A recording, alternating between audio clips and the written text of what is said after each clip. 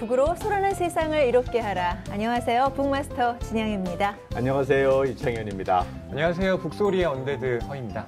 네. 안녕하세요. 책읽지라 이가희입니다. 네. 자, 그리고 오늘 저희와 함께 해주실 신인 북벤저스입니다.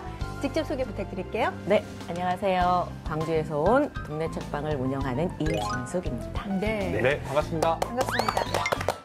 오늘 분위기 뜨는데요. 좋습니다. 네. 이진숙 북벤께서 운영하시는 동네 책방. 네. 어떤 공간인지 먼저 소개해 주십시오. 저희가 살면서 가장 중요한 데 잊고 사는 게 숨 쉬는 거잖아요. 네. 저희 책방에 오시면 좀 편안하게 숨도 쉬시고 네. 잊고 있었던 자기를 좀 돌볼 수도 있고 그런 공간으로 만들기 위해서 열심히 노력하고 있는 동네 책방입니다. 네. 그 동네 책방 명을 상호명이라 저희가 공개할 수 없잖아요. 근데 이미 이진숙 선생님이 그 상호명을 다 말씀하셨어요. 그런가요? 네. 노골적으로는 얘기하지 않고 자세히 들으면 알 수 있는 한 글자. 네, 동네 책방 뭐. 네. 제가 좀 찾아봤어요. 근데 얼마 전에도 광주를 갔다 왔는데 여기 알았으면 여기서 묵을 걸 싶었거든요. 아, 그래요? 네. 이 동네 책방이 단순히 동네 책방이 아니라 도서관도 있고 북스테이도 하고 있다고 들었어요. 네, 북스테이라고 요즘 이렇게 책을 테마로 하는 이제 숙박을 하시는 데들이 있어서 저도 가끔 이 북스테이로 여행을 가거든요. 어떻게 이렇게 하실 생각을 하셨나요? 지금 있는 곳에 살기 시작한 게 이제 한 10년 됐는데요. 네. 이제 마을에 있는 사람들하고 책으로 뭔가 좀 만나고 사랑방 같은 공간을 좀 꾸리고 싶어서 도서관을 지금 운영하고 있어요. 네. 그 도서관과 함께 또 작은 책방도 운영하고 또 있는 공간, 그 도서관 공간과 작은 다락방을 이용해서 책과 함께 하룻밤을 보내고 싶으신 분들을 위해 공간을 공유하고 있어요. 저희가 전문 게스트하우스는 아니고요. 야, 새로운 테마다. 그러니까 네. 가서 책도 보고 함께 커피도 마시고 네. 이러면서 이렇게 도시를 왔다 갔다 해도 참 좋겠다 생각이 드는데요. 네. 광주시잖아요. 네. 네. 근데 저희 TBS 이 북소리 좀 보세요. 보실 수 있으세요? 저희 수도권 방송인데. 저희 집이 텔레비전이 없어서 이렇게 매번 보지는 못하지만 찾아볼 수 있어서 좋고요. 예. 또 회차마다 작가님 책 소개가 너무 좋아서 자주 찾아보고 있습니다. 사실 TV 책방 북소리는 다른 사람은 몰라도 동네 책방 사장님은 꼭 봐야 될, 꼭 그러니까 must see 뭐 이렇게 얘기된 프로그램 아닐까요? 사실은 이 책 소개하고 네. 작가를 소개하는 프로가 굉장히 많이 없어졌어요. 그렇죠. 물론 이제 개인 팟캐스트라든가 여러 가지 매체를 통해서는 많이 활발해지긴 했는데 방송에서 다뤄주는 곳은 많지 않아서 아주 귀한. 올해 만난 좀 기억나는 저자가 있을까요? 몇 분 계신데 네. 이제 정유정 작가님, 네. 광주 출신이시기도 하고요. 맞아요. 워낙 처음 책부터 제가 되게 좋아했는데 7년의 밤이 제일 저에게는 재밌었던. 절대 책을 못 덮게. 꿈틀꿈틀 살아있다는 그런 느낌이 들거든요. 그러니까 그 다음에는 이 사람이 왜 이런 일을 저질렀느냐에 초점을 맞추고 이 일을 저지름으로 인해서 살아남을 수 있느냐. 네. 저희 TBS 그 북소리와 참 함께 하신다는 걸 그냥 뭐 대답으로 맞아요. 명확하게 해주신 것 같고요. 자, 그러면 우리 두 분께도 한번 여쭤보겠습니다. 네. 올 한 해 기억나는 책, 그리고 저자 한 분씩 꼽아볼까요? 저는 올해 여름에 왜 TV 책방 북콘서트로 방송을 했죠. 전상명 작가의 당선, 합격, 계급. 맞아요. 이 편이 생각이 나요. 제가 실은 그 6월에 장강명 작가와 함께 이 책으로 라이브 방송을 했거든요. 그래서 두 분의 그 북콘서트 진행을 보면서 누가 잘하나. 내가 더 저건 잘했던 거 아닌가? 약간 비교를 하면서 봤던 그런 프로그램이어서 저희는 그때 안 기억이 봤을까 났어요. 봐요. 뭐 사실 이건 농담이고요. 그 당선 합격 계급이 저한테는 좀 유의미한 책이었던 게 이 책이 그 공모전 시스템과 또 지금의 이제 문학이라는 것이 어떤 식으로 이제 맞물려 있는가, 또 이것이 더 나아가서 우리 사회를 지탱하는 굉장히 견고하고 그러면서도 좀 부조리한 시스템임을 얘기한 책이잖아요. 그래서 새삼 이 제도에 대한 문제 이런 것들을 저는 좀 생각하게 되더라고요. 네. 저희가 북콘서트 할 때 정말 지금 말씀하신 그 문제를 고민하시는 분들이 정말 많이 찾아주셨던 기억이 나요. 네. 저는 올해 가장 재미있게 본 책으로 김동식 작가의 회색 인간이 있었는데요. 맞아요. 네, 이제 북소리에 출연하신 것도 봤는데 굉장히 수줍게 인터뷰하시는 모습이 내 마음에 남았어요. 네. 근데 사실 그게 인터넷 게시판이나 뭐 웹소설 영역에서 많이 이렇게 있던 영역이 책으로 나오면서 문학이라는 부분이 그동안에는 굉장히 좀 고상하고 그런 영역이었는데 이제는 대중에게 접근성이 넓어지는 게 아닌가라는 생각이 들었고요. 또 작가님이 약간 노동자, 일반 이런 대중에 가까운 분이잖아요. 그래서 우리가 현실에서 마주하고 있는 문제를 굉장히 날카롭게 풍자하지 않았나라고 생각이 들었습니다. 네. 저도 참 기억에 남는 게 김동식 작가가 노동자 작가라는 것, 그리고 얼마 전에 그 발전소 노동자가 컨베이어 때문에 죽어간 사건, 이런 것들이 함께 되면서 좀 전에 있었던, 우리가 시험 사회잖아요. 시험 봐서 합격하면 모든 차별이 다 용납되는 그런 사회인데 이런 경쟁 속에서 시험의 어떤 의미, 이런 것들을 다시 한번 생각해 보게 하고 좀 더 동일한 노동에 동일한 어떤 대우가 있는 이런 사회가 되어야 되는 게 아닌가, 이런 생각까지도 함께 들더라고요. 네. 저희 지난 1년간 TV 책방 북소리에서요, 한 50명 가까운 저자들이 출연해 주셨습니다. 그리고 저희 북소리 제작진이요, 직접 그중에 몇 분을 좀 찾아갔습니다. 그리고 부탁을 드렸거든요. 2018 최고의 책을 좀 추천해 주십사 했습니다. 그러니까 전문가들께서 이제 시민 북밴으로 참여를 해주신 건데요. 반가운 얼굴의 주인공, 어떤 분들이 어떤 책을 추천해 주셨는지 영상으로 먼저 함께 보시겠습니다.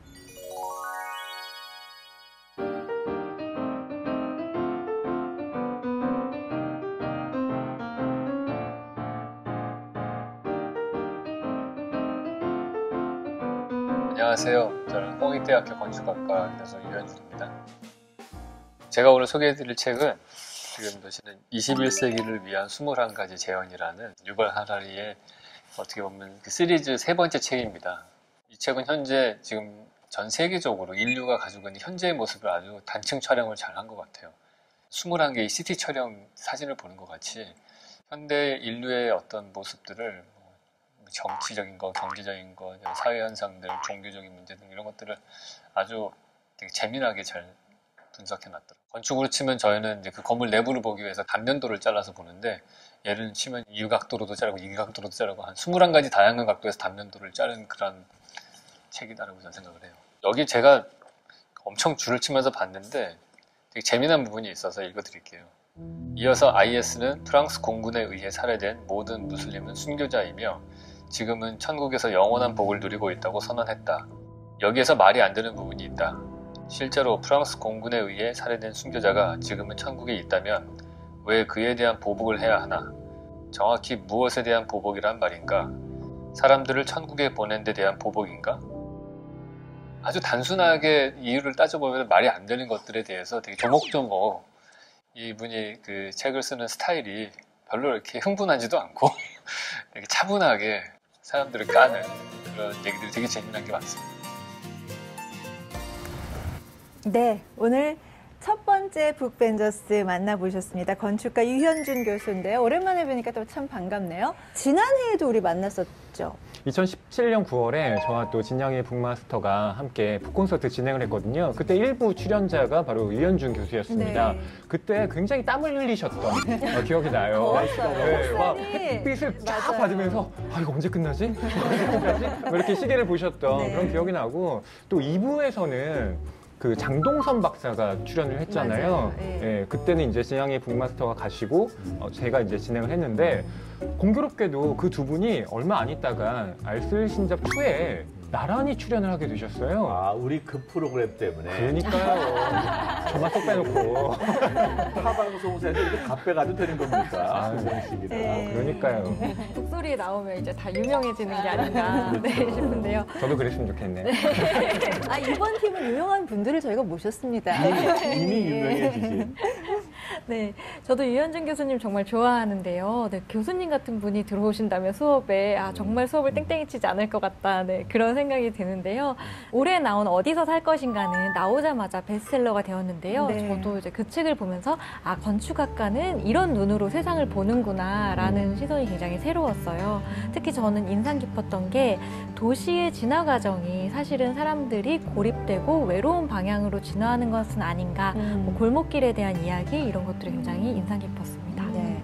저도 그 골목길 이야기가 생각이 나는데요. 도시가 우리나라처럼 이렇게 빨리 바뀐 곳이 별로 없잖아요. 근데 그런 얘기 했던 걸 들은 것 같아요. 도시 재생이나 리모델링을 하더라도 골목은 놔두고 하는 것이 그 역사성을 계속 가지고 가는 것이다. 그래서 건축이라는 게 단순히 건물에만 국한된 것이 아니라 도시의 이야기를 담아가는데 굉장히 중요한 역할을 하는구나. 이런 부분에 있어서는 또 좀 새롭게 인상적이었던 부분이었던 것 같아요. 사실 우리의 공간들이 너무 터무니없이 개발되잖아요. 이게 터라는 게 집터고 집터가 싹 없어지고 나서 아파트가 등장하는데 옛날의 흔적들은 사라졌었는데 이제부터는 도시 재생하고 할 때는 사람들이 살았던 흔적, 골목의 흔적, 냇가의 흔적 이런 것들이 남아서 터 무늬가 있는 그런 도시 개발이 되어야 될 것 같고 그래야지 사람의 인문, 사람의 흔적들도 남지 않을까 이런 생각이 듭니다. 네. 교수님 말씀. 앞으로 찾아야 될 것 같아요. 네.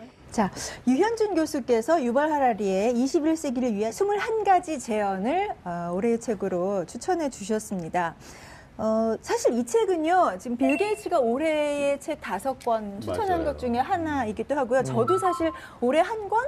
누구한테 올해 한 권 읽을 책 추천해 주세요 하면 이 책을 권하고 싶거든요. 네. 네. 사실 유발 하라리라는 이름을 알린 첫 번째 책은 사피엔스였어요. 네, 그렇죠? 맞아요. 그리고 세계적인 베스트셀러로 어마어마하게 팔렸죠. 팔렸다고 해도 되나요? 그렇죠. 800만 판매 부. 부수가 네. 800만 부? 네. 네. 다 저자시니까 네. 그 800만 부의 개념은 알고 계시는 거죠? 저는 개념이 안 돼. 어떻게 되는 거예요? 알려주세요. 800만 원. 800만까지는 알겠는데 800만 부는 그 좀 의미를 좀 감이 확 오게 알려주세요. 800만 부면, 그러니까 뭐 100만 부로 우선 따지면 그게 인세를 그냥 간단하게 10,000원에 10%만 계산해도 10억이거든요. 그러면 800만 부면 최소 80억 원을 예, 유발 하라리가 대학 교수의 연봉보다 더 벌었다는 얘기죠. 사피엔스는 인류의 과거에 대해서 얘기를 했고 호모데우스는 인류의 미래에 대해서 얘기를 했는데요. 인간이 지구를 평정하고 신에 도전하면서 굉장히 끝도 없이 발전해 왔는데 앞으로는 어떻게 진화할 것인가를 얘기했던 책이 호모데우스입니다. 근데 유현준 교수님이 추천해 주신 이번 세 번째 책은 인류의 현재 당면한 과제들에 대해서 얘기를 하고 있어요. 그래서 보통 이 세 권을 인류 3부작이라고 부릅니다. 네. 보통 요즘 역사학에서는 실은 그 미시사라고 해서 그러니까 작은 역사를 들여다보는 게 일종의 트렌드로서 계속 유행을 해왔는데 어쩌면 유발 하라리는 그 흐름에 역행하는 빅 히스토리를 지금 여기에 쓰고 있는 거예요. 그러니까 많은 사람들이 어떻게 이게 역사서야? 라고 하지만 사람들은 실은 이런 이야기에 좀 갈망을 해왔고 거기에 딱 들어맞으면서 유발 하라리의 책에 어떤 통찰을 제시해주는 동시에 사람들에게 아 사회가 이렇게 변하고 있구나 또 과학기술이 우리에게 어떤 식의 변화를 초래하는구나 라는 그런 인식적 변화를 이 책이 또 이끌어준 것 같아요. 그런 관점에서 보게 되면 사실 그런 영향을 준 학자가 제럴드 다이아몬드 총균세를 쓴 분인데 사실 그 책은 읽기가 쉽지 않은데 맞아요. 뭐 상대적으로 그러니까 일률적으로 같은 선상에 놓고 비교하기는 그렇지만 유발 하라리 책은 굉장히 잘 읽히잖아요. 상대적으로는 재밌기도 하고 그래서 어떻게 보면 조금 더 많이 대중들한테 가까이 갈 수 있는 게 좀 쉽고 잘 읽히는 부분도 그게 장점이 아닐까. 이름 때문에 그런 것 같아. 뭔가 유발 하라리 이렇게 얘기해도 안 되나요? 아니 돼요. 그런 거 아니에요. 그렇죠. 여기에 호응해 주시면 안 돼요. 왜요?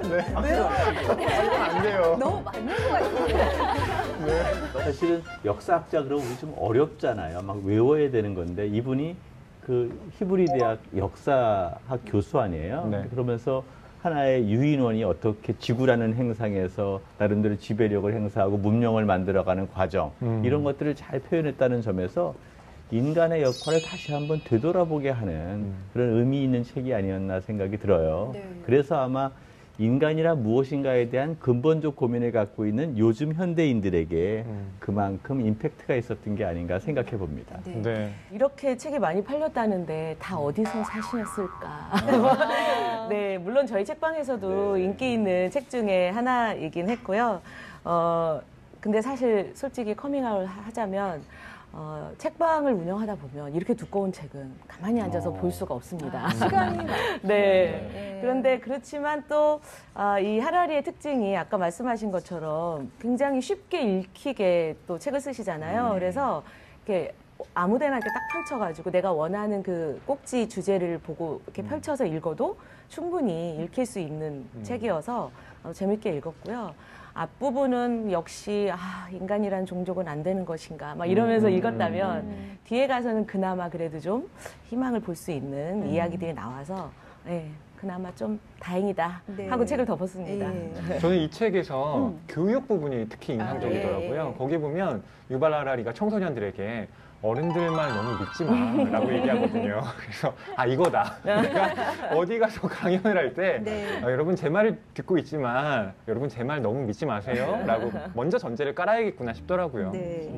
또 이런 얘기를 하잖아요. 인간은 도구를 발명하는 데는 뛰어나지만 그것을 현명하게 사용하는 것은 그것보다는 발명하는 데 앞서왔다. 지금 이런 정보기술이나 생명기술이 굉장히 급속도로 발전을 하지만 거기에 대한 규범이나 철학이 없는 것을 이제 우려하는 목소리가 굉장히 실질적으로 와닿았던 것 같아요. 저도 이 대목에서 이제 한마디 해야 돼요. 교수님 말씀. 요즘에 미세 플라스틱이라는 말이 있잖아요. 자연도 해치고 인간 스스로의 건강도 해치는 거 이런 걸 보면서 이 문명의 어떤 뒤안길에 인간의 미래는 어떨까 이런 것들에 대한 생각을 다시 하게 하는데 그런 것까지 떠올리게 하는 것 같네요. 저도 인간의 어리석음을 절대 과소평가하지 마라. 그 구절이 아주 좋았어요. 유발 하라리가 뭐 이렇게 찬사도 받지만 또 비판도 많이 받아요. 예컨대 빅히스토리를 쓰기 때문에 이 사람이 이제 인용하는 어떤 통계나 혹은 과학적인 해석이 이거 엄밀하지 않다. 이런 식의 부정적인 입장도 있기 때문에 독자들은 그 점도 좀 고려할 필요가 있죠. 유발 하라리의 책 21세기를 위한 21가지 재현. 더 나은 오늘은 어떻게 가능한가? 건축가 유현준 교수의 소개로 첫 번째 책 살펴봤습니다.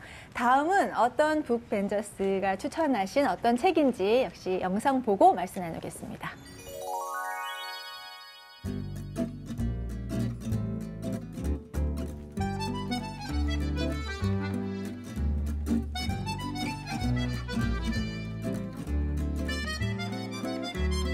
안녕하세요. 미술가 이목사입니다. 저는 미술가로 불려지기를 바랍니다. 우리가 촛불을 들었었잖아요. 근데 이제는 책을 들어야 된다라고 생각한 한 해였습니다. 서정시와 파일명 이게 서로 안 어울리잖아요. 그래서 관심을 가졌었는데 마침 또 시인이 저한테 보내주셔서 이걸 읽으면서 파일명 서정시라는 것이 무엇인지 그 뜻을 알게 됐어요. 소설이 글에 가깝다면 시인은 말에 가깝지 않는가. 시인은 육성으로 울림과 떨림이 더 깊고 넓은 그런 말을 하고 싶어하는 사람이 아닌가 이런 생각을 저는 하고 있거든요. 기저를 다시 한번 음미하면서 마침 제가 흙작업을 하다가 작품을 말이라는 주제를 가지고 하게 됐어요. 너무나 고통의 사회 현실 그것에 내던져졌던 시인이 이 아픈 지난 날들의 이런 것들을 끌어안고 대세김질하고 그걸 극복해내기 위해서 처절하게 분투한 그런 흔적이 여기 있어가지고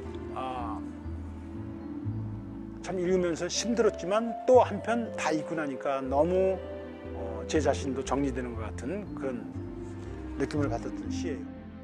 말을 공유한다는 것, 같은 말로 소통한다는 것, 그런 말이 있기에 서로가 서로를 이렇게 믿을 수도 있고 사랑할 수도 있고 이런 것들이 너무 좋은 것 같아요. 오랜만에 시집 정말 감동적으로 읽었습니다. 네, 오늘 두 번째 북벤저스 지난 2월에 출연하셨습니다. 화가 이목상 선생님이었는데요. 그때 저희 스튜디오에서 직접 그 인터뷰 하시면서 그림까지 그려주셨던 기억이 나고요. 지금 계속 감탄을 막 하시면서 저희 북벤저스들께서 그리고 북마스터께서 뭐가 그렇게 멋있으세요, 이목성 선생님께서? 다들 너무 멋있다 그러시면서 근데 그거를 보셨는데.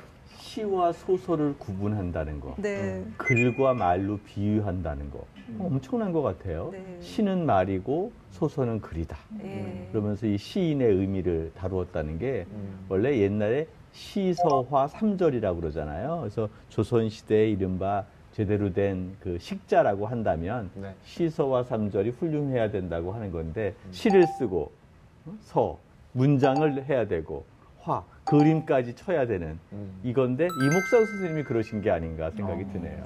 저는 이목상 화백을 옥상을 보다라는 책을 통해서 또 새롭게 접하게 됐어요. 예. 이 책은 그동안 이목상 화백이 이제 작품 세계를 여러 사람들의 이제 눈으로 새롭게 조명한 책인데요.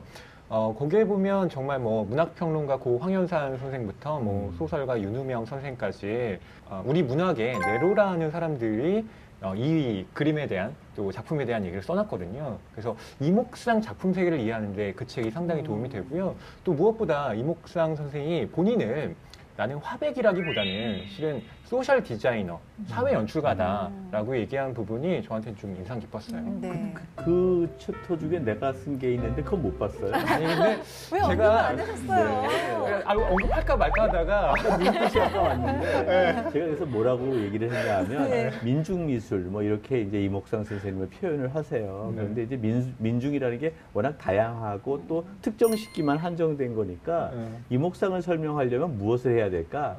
시대와 소통하고 사회와 소통한다. 그래서 소통 미술이라고 자기의 브랜드를 만들어도 좋겠다라고 얘기를 했었던 챕터가 있어요. 맞아요. 그래서 옥상을 보다에 보면은 정말 이목상이야말로 시대와 사회와 제대로 소통하는 미술가구나라는 생각을 했으니까 네. 그것도 한번 살펴보시기 바랍니다. 그러니까 제가 얘기 안 하면 또 이렇게 직접 하시니까 꼭 읽어보십시오. 네. 아니 직접 말해주시니까 더 정확하게 와닿네요. 네. 네. 사실 북소리에서 올해 벽 없는 미술관을 나와서 먹을 가는 모습이 굉장히 인상 깊어서 그걸 보셨구나. 네, 봤어요. 그래서 그때 알게 됐는데 사실은 어떤 억압되었던 그 시대에 그 시대상을 굉장히 표현하고 거기서 분노와 절망을 이야기하고 또 그거 또 한편으로는 희망에 대해서 또 얘기하잖아요. 근데 저희는 사실 표현의 자유의 시대에 살다 보니까 사실 이런 부분들이 어떻게 보면 공감이 안 될 수도 있고 사실 굉장히 먼 얘기 같기도 한데 그 북소리에 나오고 나서 제가 그 촛불광장을 다루셨던 그 작품을 보면서 광화문의 서. 네, 그 작품을 보면서 아 이거는 굉장히 세대를 뛰어넘는 공동체에 대해서 얘기하는구나. 우리 모든 세대가 공감할 수 있는 이야기를 하시는구나라는 생각이 들었어요. 네. 자, 그러면 이목상 선생님께서 추천하신 시인 나인덕 선생님의 파일명 서정시. 자, 이 책이 어떤 책인지 좀 말씀 나눠볼게요. 네, 제가 문학평론가니까 먼저 얘기를 해야 되겠고요. 네. 나이덕 시인 하면 저는 이런 생각이 먼저 떠올라요. 누가 이 시인을 사랑하지 않을 수 있나?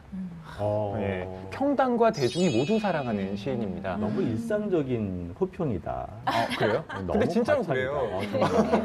제가 거짓말하는 게 아니라 평단만 사랑하면 평단만 그렇지, 좋다고 할 텐데 인기도 많으시고 상도 많이 받으시고 하여튼 그 작품성과 이 대중성을 모두 갖추신 분인데요. 근데 이 파일명 서정 씨가 이제 어떻게 붙은 제목이냐 하면 이 냉전 시기에 구 동독에서 라이너 쿤체라고 하는 그 시인을 감시할 때 그 자료명이 파일명 서정 씨였던 거예요. 그러니까 땡네임 리릭이라고 해서 그래서 거기에 보면 뭐 이 시인이 뭐 했고 이런 것들이 시시콜콜하게 적혀 있는데 어떻게 보면 그건 문학에 대한 또 사람에 대한 검열이잖아요. 그것 자체를 지금 우리 시대에 투영시켜서 이른바 블랙리스트 또 여러 가지 사회에 이제 있었던 문제들을 이 시들로 표현한 게 바로 이 파일명 서정시입니다. 맞아요. 그게 대표시예요? 아니면은 그 시집 전체의 그 이름이에요? 그러니까 이게 그 표제작인 거죠. 표제작. 네. 그럼 우리 표제작을 한번 낭송해 주시면 어때요? 네, 네. 제가 좀 기니까 네. 발췌해서 읽어보도록 하겠습니다. 네. 그들은 서정시라는 파일 속에 글을 가두었다. 서정시마저 불온한 것으로 믿으려 했기에 파일에는 가령 이런 것들이 들어있었을 것이다. 머리카락 한 줌, 손톱 몇 조각, 한쪽 귀퉁이가 해진 손수건. 물론 그의 서정시들과 함께 그들은 이런 것조차 기록해 두었을 것이다. 화단에 심은 알뿌리가 무엇인지, 다른 나라에서 온 편지가 몇 통인지, 숲에서 집박이와 어떤 대화를 나누었는지, 이 사랑의 나날 중에 대체 무엇이 불어나단 말인가. 그들이 두려워한 것은 그가 사람의 마음을 열 수 있는 말을 가졌다는 것. 파일명 서정시에서 풀려난 서정시들은 이제 빛을 받으며 고요히 반짝인다. 지금 이진숙 북밴께서 광주에서 서점하시잖아요. 네네. 조선대학교 교수시잖아요. 네, 나이덕 맞아요. 선생님께서. 네. 네, 좀 보신 적 있으세요? 나이덕 선생님이 조선대 교수셔가지고요. 조대 앞에 있는 문학 전문 서점이 있어요. 거기 자주 출몰하시고요. 또 광주 지역에 있는 책방들이 이렇게 무슨 행사를 하거나 모임을 하면 꼭 참여해 주시고 뒤풀이로 쏴주시고. 네. 훌륭하시네요. 네. 뒷부리를 쏘시다.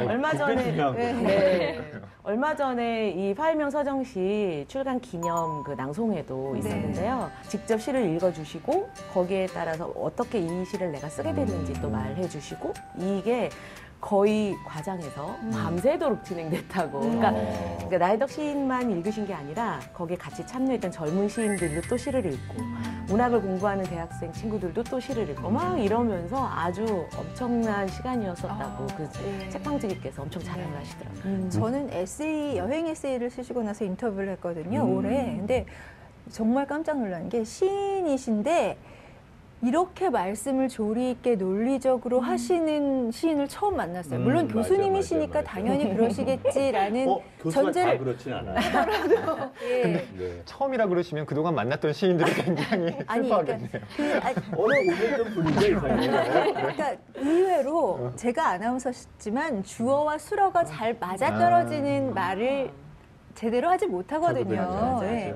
근데 저는 제가 들으면서 놀랍다 할 정도로 주술 관계가 정말 맞아떨어지면서 말씀을 자분해 또. 해주셔서 제가 감탄하면서 들었던 기억이 나요. 네. 저는 그 전에 모바일 어플리케이션을 하면서 책의 구절을 가지고 감정을 분류하는 작업들을 해봤어요.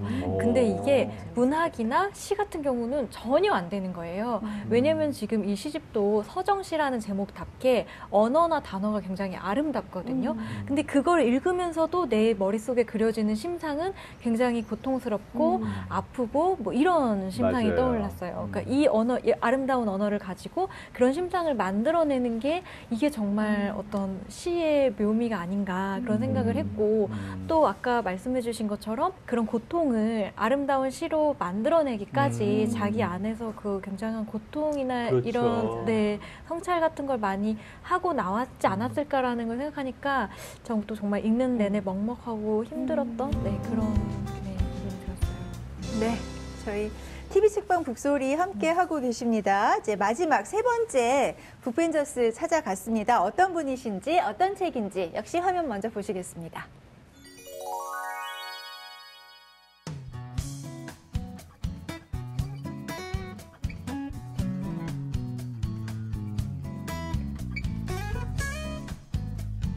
책을 쓰느라고 바빴던 한 해였던 것 같아요, 저한테는. 북소리를 보고 책을 놨다며 그거 봤다, 막 그러면서 궁금하다 그런 연락을 받았어요. 그래서 북소리 덕분에 사람들이 이 책을 많이 접하게 된 거 아닌가 그렇게 생각이 듭니다. 네. 김탁환 작가의 이토록 고고한 연예, 그러니까 연애하는 연애가 아니고요. 연예, 이토록 고고한 연애라는 책이고요. 저는 이 달문이라는 사람, 이렇게 소설의 주인공이 이렇게 매력적일 수 있나? 이렇게 생생할 수가 있나? 굉장히 저한테는 그런 사람이었어요. 달문은 거지거든요. 근데 이 사람은 제가 보기에는 아주 시대의 공감자?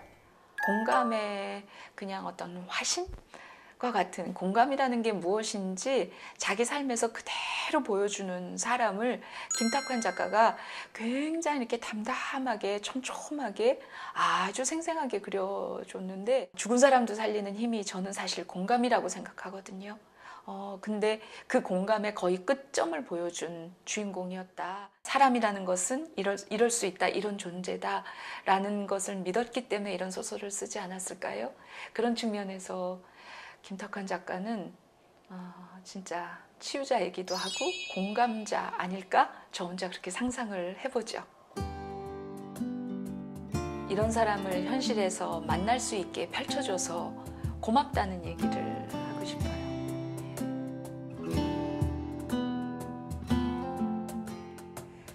자, 오늘 끝으로 세 번째 북밴 가장 저희가 최근에 만난 분이에요. 정혜신 박사였습니다. 당신이 옳다로 저희가 만나 뵀는데요.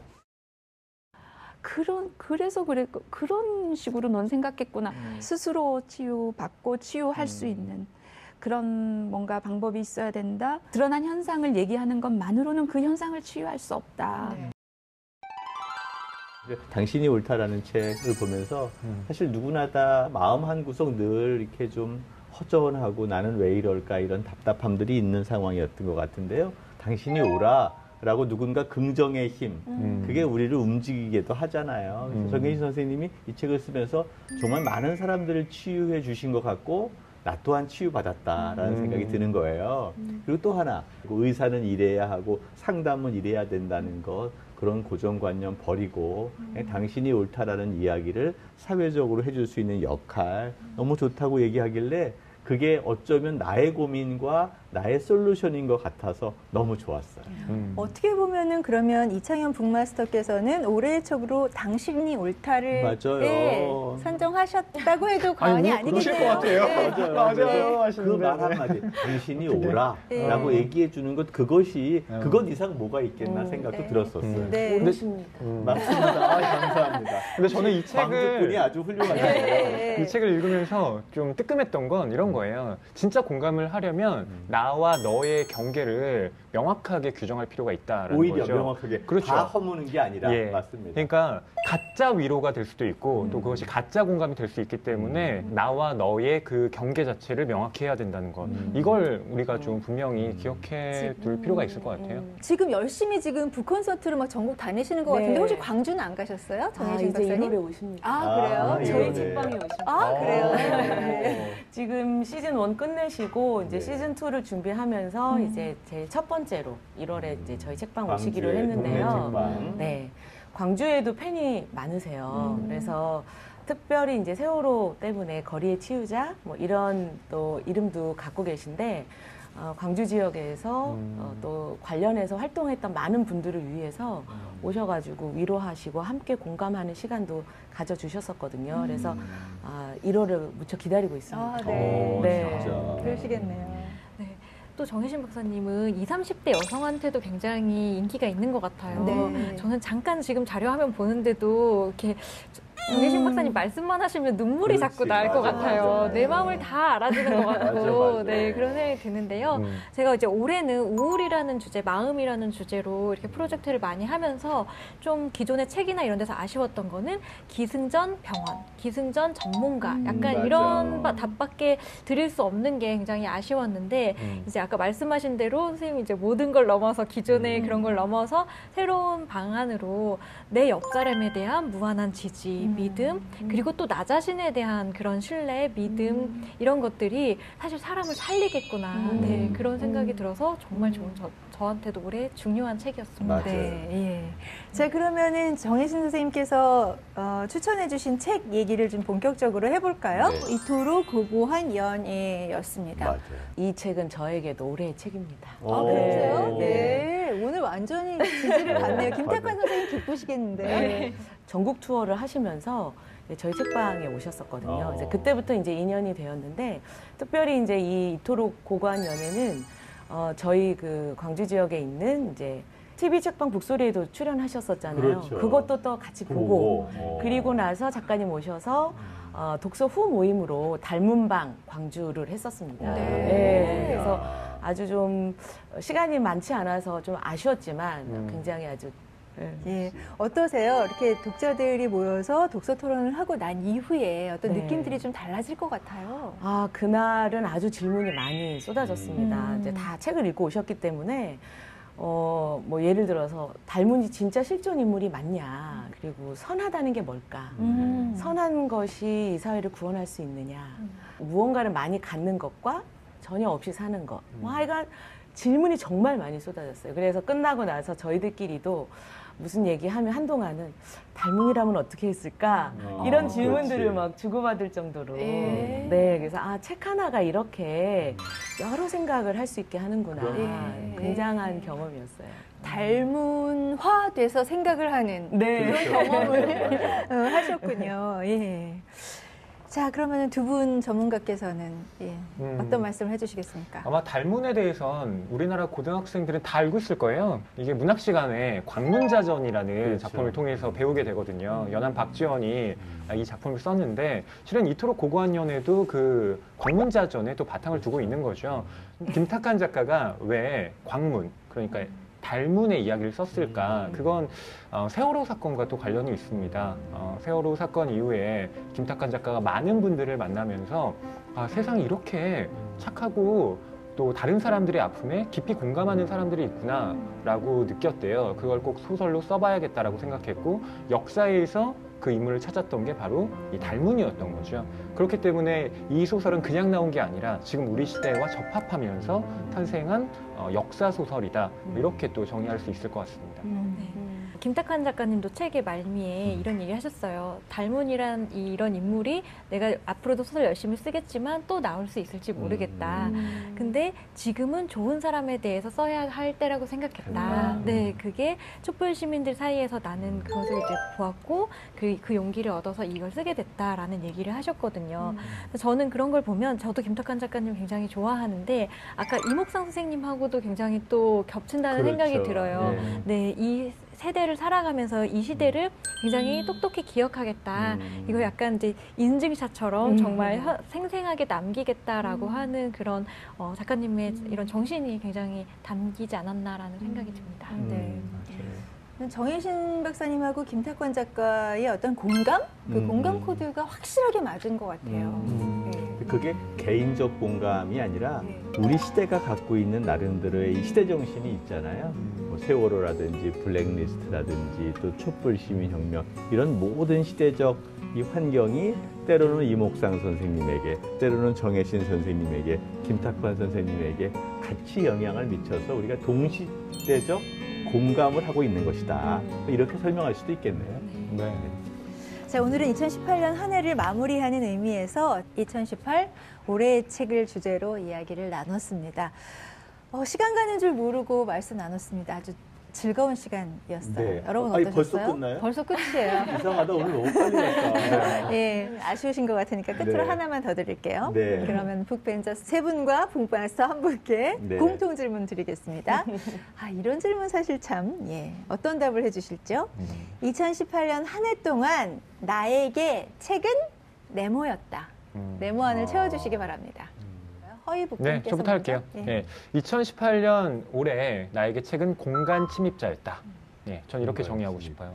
원래 이 왠지 공간 알 것 침입자가 저도 알 것 같아요. 사회학자 너멀 퓨어라는 네. 사람이 쓴 책의 제목이기도 하거든요. 네. 근데 전 단순하게 점점 책이 증식하는 거예요. 그래서 이게 제 방을 침식해 들어오더니 어느새 집 전체를 장악했어요. 그래서 제가 지금 발기대 공간을 찾기가 좀 어려워졌고 또 한 가지는 이제 제 내적으로 저의 원래 제가 뇌에 이제 구획되어 있는 공간들이 있는데 책을 읽으면서 그 공간들이 계속 새롭게 침입되고 재구획되는 느낌을 받더라고요. 그래서 이렇게 공간 침입자라는 말을 달아봤습니다. 네. 네, 너무 좋다. 공간 침입자. 네. 책은 저에게 올 한 해 삶이다라고 말하고 싶어요. 삶. 일단 삶이다. 책이 많이 팔려야 저의 생계가 계속 유지되기 때문에 생존이라는 말로 바꿔야 되지 않을까? 그래서 저에게 이제 책은 삶이기도 하고요. 또 하나는 책을 통해서 사람들을 만나고 또 책을 매개로 해서 만난 사람들의 경험을 서로 공유하다 보면 제 삶이 굉장히 풍성해지더라고요. 그래서 사실 책방은 많이 생겼지만 어렵다 뭐 이런 이야기들 많이 나오잖아요. 그런데도 이거를 계속 하는 이유 중에 하나는 그런 풍성함을 경험했기 때문이 아닐까. 예. 네, 2018년 저에게 책은 열쇠였습니다. 열쇠요. 네, 뭔가 좀 책으로 인해서 새로운 세계로 자꾸 들어가는 느낌이 든 것 같아요. 네. 올해 나름 되게 또 고통 끝에 책을 한 권 내기도 했고 또 책으로 인해서 저도 이렇게 북소리에 함께 할 수 있었거든요. 책이 자꾸 저를 새로운 세계로 이끈다라는 굉장히 느낌이 들어요. 그 새로운 세계로 가게 하는 열쇠였던 것 같습니다. 네. 자, 이찬영 북마스터께서는 저는 뭐라고 네. 할까 너무 훌륭한 얘기를 해서 네, 네. 저는 그냥 산책의 동반자였어요. 그러니까 이제 점심 때 보통 그 북한산에 있는 계곡에 김밥 하나 가지고 우유 또는 계란 이렇게 싸들고 가요. 책 한 권 갖고 가서 책을 읽다가 와요. 그러면 햇살이 왔다 지나가고 바람도 왔다 지나가고 물살도 왔다 지나가면서 가끔씩 불현듯 시, 소설 또는 글 이런 게 와닿는 거예요. 근데 그게 마치 내 인생의 컨베이어 벨트에서 그 일상적 행동 말고 가끔씩 다른 데 가서 산책하는 느낌 같은 것들을 주더라고요. 그래서 책은 산책하는 것처럼 무엇인가를 조금 벗어나서 우리에게 여유를 주는 그러한 것이다. 뭐 이런 생각을 하게 됩니다. 네. 자, 오늘 이렇게 해서 저희 그러면은 저희한테만 물어보지 마시고 우리 진양이 아나운서는 어떤 겁니까? 저는 정말 정의를 못 하겠더라고요. 네. 정의를 잘 못 하겠. 정의란 무엇인가? 그 책을 보면서 사실은 이렇게 아쉬움 같은 것도 좀 느끼고요. 이렇게 쓸쓸함 이런 것도 느끼는데 왜 그러냐면 눈이 나빠져서 책을 오래 못 읽겠더라고요. 세월의 흐름. 네. 그래서, 맞아. 그래서 제가 어떤 생각을 했냐면 이거를 활자를 키운 책을 출간하면 어떨까. 내지는 맞다. 요즘 큰 노인이요. 활자책이 나와요. 그래서 그리고 심지어서 어떤 생각을 했냐면 끝에다가 돋보기를 달아서 팔면 잘 팔리지 않을까. 플라스틱으로. 이게 굉장히 지금 복합적인 네. 감정이 녹아있네요. 세월에 대한 어떤 탄식과 또 새로운 사업 구상이 함께 있는. 와. 좀 정리 좀 해주세요. 이런 거 뭐로 정리해야 돼요? 꿈보다 해모. 네. 아무튼 저렇게 늘 즐겁게 이 시간 함께 하는데요. 네. 저희 방송 함께 하시는 여러분들도 그러셨으면 좋겠고요. 네. 함께 만들어 주십사 하는 부탁 드립니다. 시민 북벤저스 참여를 저희는 기다리고 있습니다. 네. 예. 이번에는 광주에서 오셨지만 네. 다음에는 부산에서 또는 대구에서 오실 수 있는데요. 네. 만나고 싶은 저자가 있거나 이야기하고 싶은 책이 있을 때 누구나 신청해 주십시오. 네. 홈페이지에 나와 있대요. 클릭하시고 이름 적으시면 저희가 연락합니다. 네. 자, 그러면 이번 주도 다 같이 외치면서 인사 나누겠습니다. 예. 점점 우리가 호흡이 잘 맞는 것 같아요. 네. 자, 다 같이 외치겠습니다. 북으로 소란한 세상을 이롭게 하라. 다음 주에 뵙겠습니다. 고맙습니다. 고맙습니다.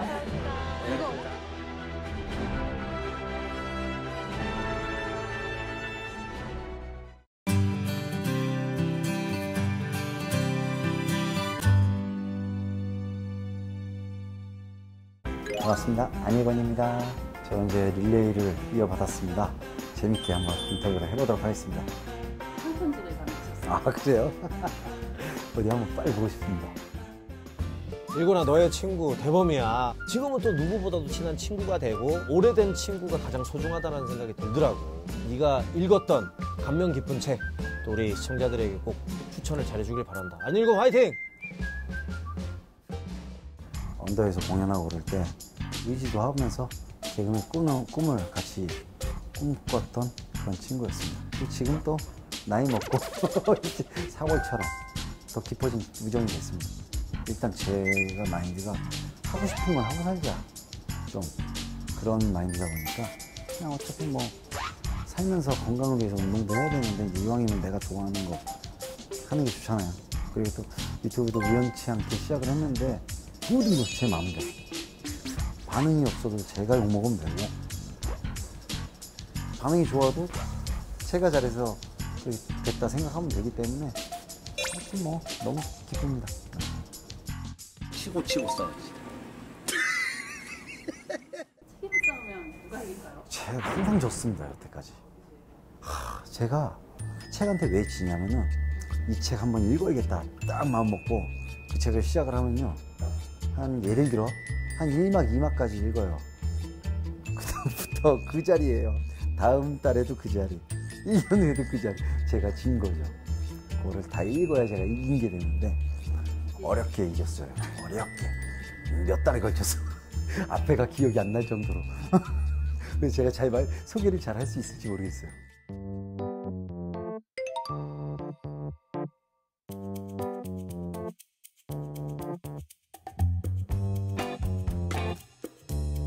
편견을 좀 깨드리고 싶어서 이 책을 가져왔습니다. 바로 감각의 순례자 카사노바라는 책인데요. 우리 한국에서 카사노바 하면 인식이 바람둥이, 이 여자 저 여자 만나고 나면 바람 많이 피워 카사노바. 이게 잘못된 편견이에요. 바람둥이가 아니라 한 여자를 사랑해도 하루를 사랑해도 최선을 다해서 사랑하는 그런 사람이에요. 카사노바가 그 누군가를 떠날 때 한 번도 원망을 산 적이 없대요. 그 여자에게. 항상 최선을 다했기 때문에 되게 멋있는 사람이었구나. 우리가 소위 말하는 바람둥이가 아니구나. 외형적인 걸 떠나서 이런 성품의 남자가 되고 싶다는 생각이 딱 들더라고요. 지금 그렇게 살고 있습니다. 와이프에게 최선을 다해서 내 와이프만 바라보면서. 당연한 얘기지만 카사노바 철학이 목숨보다 자유를 갈구했어요. 그게 되게 멋있었어요. 이건 비슷하네. 자유. 남에게 피해를 주지 않는 한에서 내가 하고 싶은 걸 하는, 지금 너무 제가 하고 싶은 거 하고 있어서 너무 행복하다고. 그러니까 제 자유를 만끽하고 있는 거잖아요.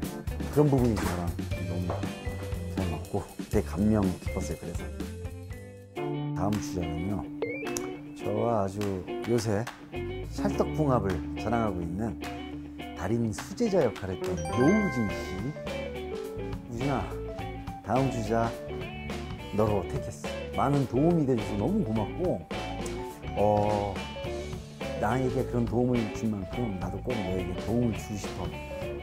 너도 꼭 여기 나와서 좋은 얘기 전해주고 좋은 책 추천해주길 바래. 우리 함께 가자.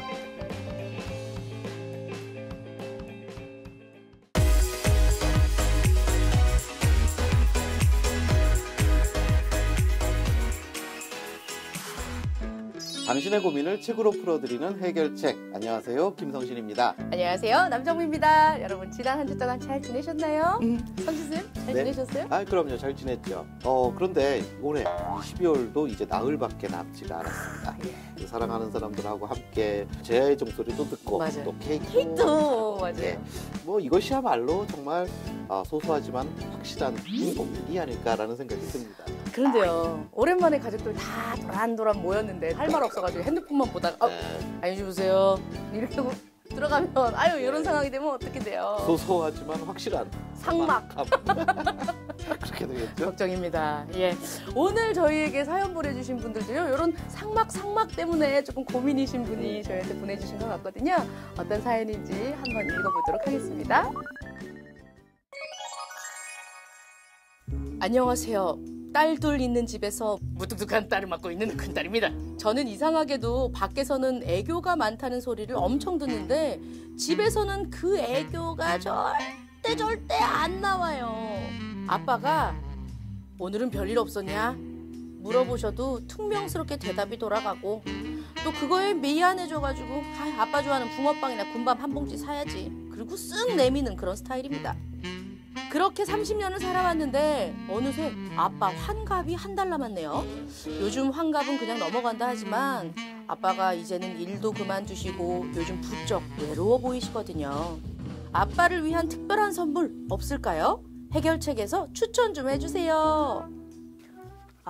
밖에서는 엄청 애교, 부장님, 과장님, 대리님 막 이러면서 집에 오면 왜? 이렇게 무뚝뚝함으로 옷을 갈아입는 따님의 사연이었어요. 근데 또 이해가 가는 것이 뭐 자식들도 지금 일을 하고 계시잖아요. 네. 이러다 보면 자연스럽게 밖에서 뭐 출근하는 순간부터는 웃음감. 이렇게 하고 나가요. 안녕하세요 이렇게 할 수밖에 없잖아요. 맞아요. 네. 그런데요, 아빠랑 같이 나가다가 맞은편에서 거래처 사람이라도 만나면 어머나 막 인사치레 얘기해 주잖아요. 아버님 좋으시겠어요. 이렇게 잘 웃고 애교 많은 이 뿅뿅이 아주 그냥 너무너무 집에서도 잘하죠. 그러면 그때 아버지 표정이 이루 말할 수 없는, 그때부터는 아침 드라마가 되는 겁니다. 집에서는 말도 안 하는 우리 뿅뿅이가 애교. 맞아요. 정말로 많이 서운해 하실 거예요. 그때가 되면. 그때는 뭐 붕어빵, 군밤 한 봉지가 한 박스도 안 돼요. 그때는 해결책 못 해드립니다. 그때는. 맞아요. 이 따님이 두 분이라고 하셨잖아요. 네. 어머님까지 하면 여자 셋, 남자 하나. 네. 아버님 아마도 조금은 쓸쓸하시지 않았을까라는 생각도 듭니다. 네. 그래서 저는 오늘 사연 보내주신 분께 이 책을 추천해 드릴까 합니다. 노년의 부모를 이해하는 16가지 방법.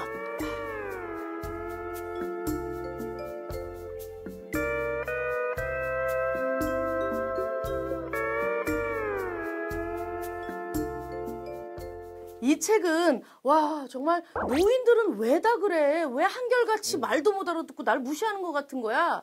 라고 생각했었던 우리가 오해하고 있었던 내용들이 그게 성격이나 치매 탓이 아니라 늙어가는 자연스러운 노화의 과정 중에서 나왔다라고 분석하고 있는 책입니다. 그러니까 요즘 워낙 다들 뭐 젊게들 사시고 실제로도 굉장히 건강하시잖아요. 네. 그래도 노화라는 것은 자연스러운 현상이니까 네. 한 번은 미리 먼저 알아두시는 것도 좋지 않을까 싶네요. 네. 그리고 이 책을 읽다 보면 그 사연 주신 분께서 우리 아빠랑 빨리 한마디라도 더 해야겠네 라는 생각이 드시는 부분이 있을 거예요. 그 부분을 제가 조금 읽어드릴게요.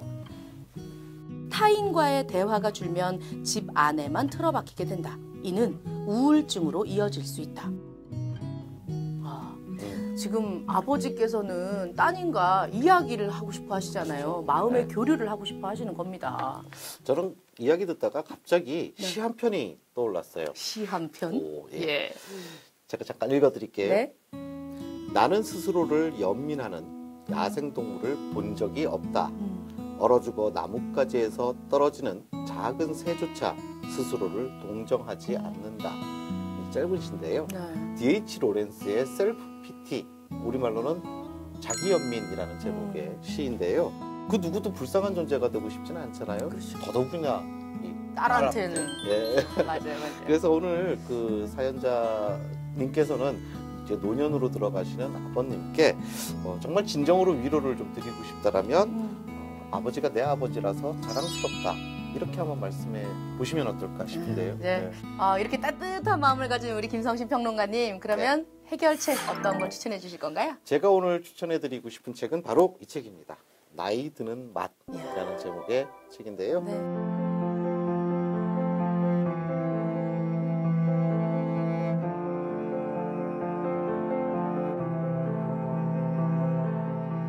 실제 이 저자는 노인분들과 1년간이나 함께 지내면서 이분들의 삶을 아주 자세히 들여다보거든요. 네. 근데 그러면서 자신의 인생이 굉장히 크게 바뀌었다라고 고백을 합니다. 그렇군요. 네.